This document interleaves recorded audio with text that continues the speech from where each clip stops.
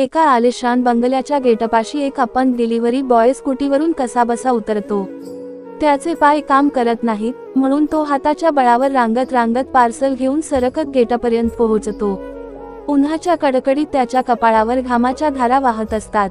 तो फक्त 5 मिनिटं उशिरा पोहोचलेला असतो, पण त्याच्या समोरच उभ्या असलेल्या तरुणीच्या चेहऱ्यावरचा राग काही कमी होत नाही।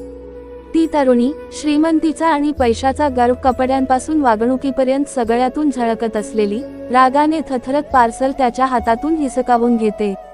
तिचा आवाज कडक आणि अवहेलनाकारी असतो। हे काय वेळेचं भान नाही का तुम्हाला? अक्कल आहे का नाही? किती उशीर केलात कळतंय का? ती चिडून ओरडते। अपंग डिलिव्हरी बॉय क्षमस्व होऊन नम्रपणे म्हणतो, मॅडम माफ करा, थोडा उशीर झाला। पण तिचं ऐकून घेण्यानंतर दूरच ती अजून जास्त संतापते।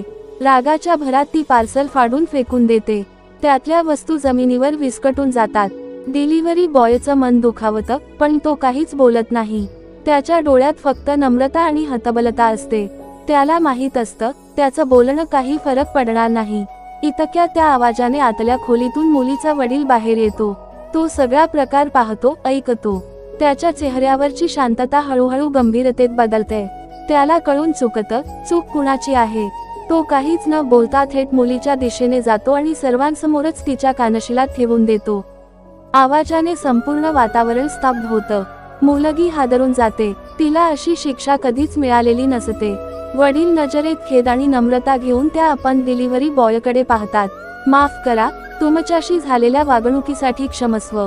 तुम्हाला अशा वागणुकीचा त्रास सहन करावा लागला याबद्दल मला खूप वाईट वाटतं, ते शांतपणे म्हणतात। त्यांचा आवाज कंप पावत असतो। डिलिव्हरी बॉय आश्चर्याने बघत राहतो।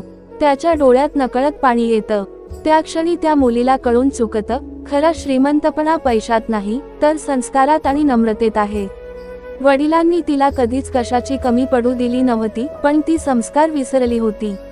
आज वडिलांनीच तिला तिची चूक दाखवून दिली होती। तिच्या डोळ्यात अश्रू दाटतात, पश्चात्तापाचे आणि लाजेचे।